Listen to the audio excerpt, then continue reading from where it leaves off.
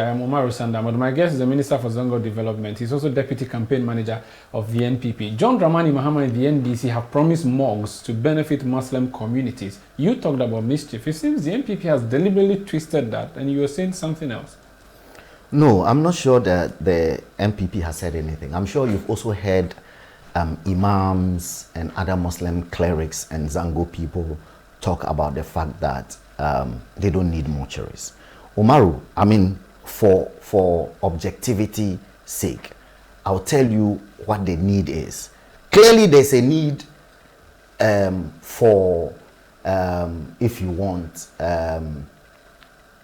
death ceremonies. Rituals. Yes, okay. But the answer is not mortuaries. Muslims, because per the tradition of our Prophet Muhammad sallallahu alaihi wasallam, we are not supposed to keep dead bodies for long. Okay, so clearly we don't even need mortuaries. If you go to Tamale, which is perhaps one of the most populated towns in Tamale with the highest number of Muslims, you would hardly find a Muslim dead body in Tamale's mortuary. We don't use the mortuary services in Tamale. So clearly there's no need for mortuaries in Zango. What is needed is that Muslims are always complaining. And as minister, I sit here almost every week. I have to intervene 2 or 3 times with some hospital authorities for the release of our bodies.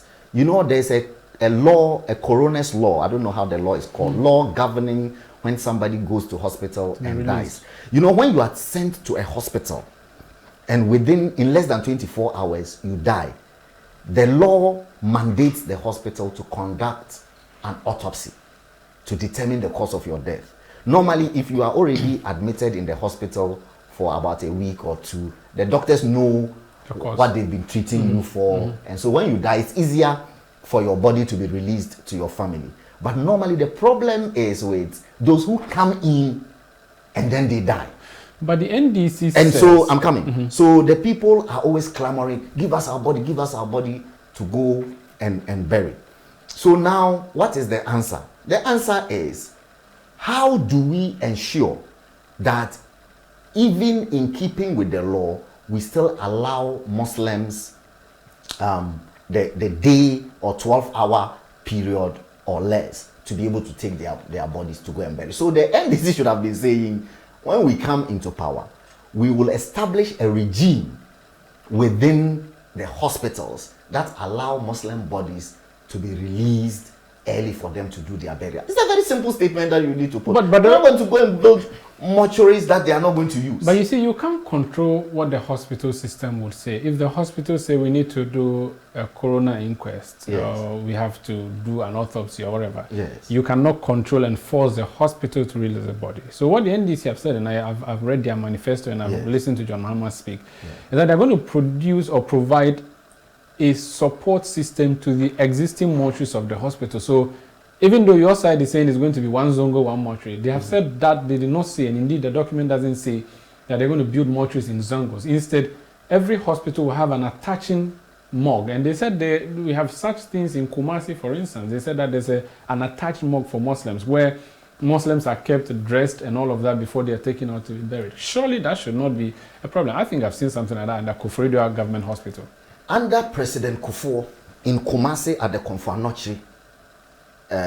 Konfanochi Hospital, there was this prominent Muslim Zango man called Alhaji Shekai, who, per the arrangements of the Kufuor administration, was the point man between the hospital and the Muslim communities of Kumasi, whereby if somebody died, Alhaji Shekai shows up. That was basically his work. So he was always around the hospital. You go and see Shekai, Mutumimu, Yarasu, Haka. And then he would go to the administration, talk with them, go through the process as quickly as possible. They were not subverting the law, but just that they will make sure that a doctor is called on hand quickly if an autopsy has to be done, and so on. Because, you see, we are not necessarily advocating as Muslims that we should skip autopsy completely, because otherwise many people would murder people. You just ingest poison into somebody and then once they take the person, you rush them to hospital, and then they die. And because we are not supposed to do autopsy,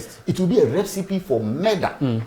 And I don't think that we want to be accessories to that kind of thing. But what we are saying is that quickly there was that system in place with Alhaji Shekai, where they would then quickly do the autopsy, get the body to the family. And that system was there throughout the Kufuor era. It is NDC came to power in 2019 and threw Alhaji Shekai 2009 and said that he was an MPP person, so Bamusun Kananga, and then the system collapsed. So you are the same people who collapsed the system. But you can't use someone who is not a part of the hospital to be doing such administrative stuff for people they don't even know. That mean, you have essentially planted a guru boy at the hospital. That's what you have done. No, because it was official in the sense that have been official. It doesn't have an appointment letter. What are the NDC people saying? They are basically saying the same thing, that Muslims need a system. Yeah, they put a physical system. Yeah, but you didn't put a system. You just put one man. Alhaji Shekai may be collecting money, and I'm not saying he has, but I'm saying he may be collecting money from him. But how do you account for that?